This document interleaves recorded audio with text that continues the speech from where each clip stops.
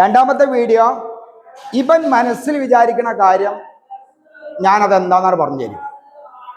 ഞങ്ങൾക്ക് ഇഷ്ടമുള്ള ഒരു വ്യക്തിൻ്റെ പേര്, അത് എൻ്റെ വീട്ടിലുള്ള അമ്മച്ചിയോ എൻ്റെ പെങ്ങളോ എൻ്റെ വാപ്പയോ എൻ്റെ ജ്യേഷ്ഠനോ ഒരു വ്യക്തിൻ്റെ പേര് ഞാൻ മനസ്സിൽ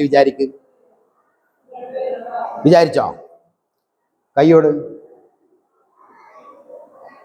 കണ്ണ് ചിമ്പ്, കണ്ണ് ഓപ്പണാക്ക്, എൻ്റെ കണ്ണക്ക് നോക്ക്, കൈയാത്ത്. വിചാരിച്ച പേര് ഞാൻ എൻ്റെ അടുത്ത് കടലാസ് തന്നിട്ടില്ല. എന്നെ കാണിക്കണ്ട, എഴുതിക്കോ. എന്നെ കാണിക്കാതെ എഴുതിക്കോ.